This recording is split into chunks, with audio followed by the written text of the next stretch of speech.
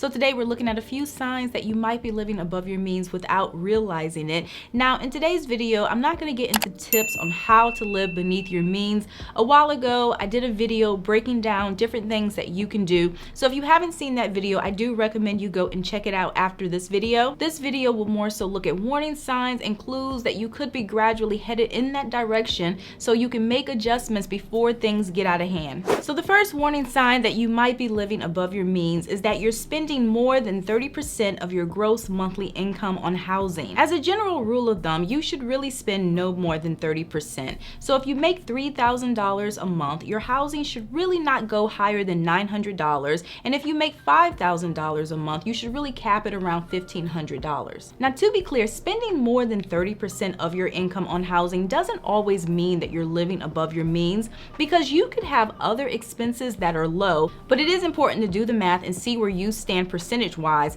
because without even realizing it, you could be spending closer to 40 or 45% of your income on housing, in which case it becomes so much more difficult to save an emergency fund, to pay off debt, or even enjoy experiences. Another sign that you might be living above your means is using a credit card out of need. Now, credit can be a very useful tool. Sometimes it's safer than using a debit card or cash, and it can also help you build a credit history. But using a credit card on a regular basis for necessities like buying food or gas or even paying your bills, not because you want to, but because you have to, can indicate problems. And I'm not talking about a rare occasion where your budget got off track because of something unforeseen. I'm talking about a pattern of using credit cards for necessities because you don't have enough money to get through the month. And to make matters worse, you're not paying off your new charges every single month, which means you're carrying this balance and you're getting further in the hole. Another sign is that you're driving a car you can't afford. Now, a lot of people will base affordability on whether they're able to make their car payment every single month. But just because you're able to write a check to your car finance company every single month doesn't necessarily mean that you're able to afford the car you're driving. There are high expenses that come with owning a car, especially as you start to buy more expensive vehicles. The insurance is more, the personal property taxes are more, and you might even pay more for maintenance.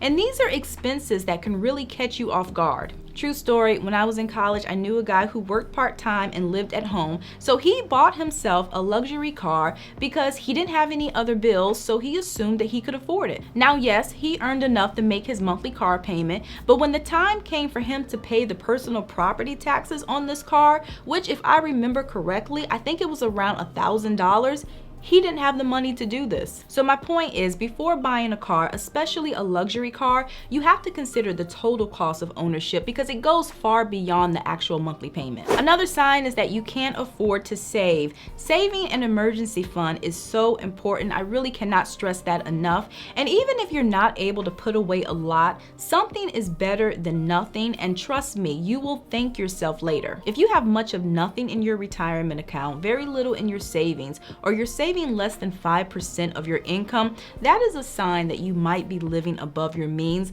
especially if you have money for everything else, such as shopping, vacations, or maybe buying new gadgets. It's not really a question of if something will happen, but rather when. A job loss, an illness, a major home repair, these scenarios can really cripple your finances if you don't have a safety net. So you really have to evaluate where your money goes and then think of ways to cut back so you can afford to save. Another sign is that you don't have a written budget. Budgets are so important to personal finance, and these are basically spending plans based on your income and expenses. But although essential, some people never budget, they never track their spending, and they basically wing it when it comes to their personal finances. But a budget is one of the best tools you can have for living within your means, because you're forced to take a hard look at what you have coming in and what you have going out. Without any type of plan for your money, you're basically spending on whatever you want, however you want, and there's really no way to gauge whether you're overspending. Another sign is that you run out of money before your next paycheck. Now, to be fair, some people do have an income problem where their earnings, it just really isn't enough to keep up with basic cost of living. However, if you earn enough money to cover all of your expenses, yet you feel as if you're always playing catch up, or you never have enough money to last you until the next paycheck, that can indicate an overspending problem, which is also a big sign of living above your means. One thing I learned from watching the Susie Orman show back in the day is that that people can be broke at all income levels. I cannot tell you the number of multiple six-figure couples I heard calling into her show asking for help because they were struggling to pay their bills. And to be honest with you, I really have a hard time wrapping my head around that. But after these people would break down all of their monthly expenses, it became very clear why they were in the situation they were in. Oftentimes it was self-inflicted, and these people were living way above their means. So my point is, don't think that you don't have a problem just because you might earn a lot of money, because like a lot of people, you could be living in a house or driving a car that you technically can't afford. And the final sign is that you care too much about what others think about you, and this is extremely dangerous if you can relate, because you are essentially allowing another person's definition of success to influence your thinking, to the point where you might think that you have to live in certain neighborhoods or drive certain cars or take certain vacations in order to be viewed as successful. But in the end, you lose, because you can end up with a bunch of material things that drain your finances and do absolutely nothing to contribute to your overall happiness. When you care too much about what others think, it really creates an endless cycle of comparing yourself and trying to keep up and trying to please people whose opinions really don't matter. So there you have it. Those are a look at a few signs that you might be living above your means, and I really hope that you guys enjoyed this video, and if you did, please give me a thumbs up, and if you haven't already, do consider subscribing. Here we talk a lot about personal finance,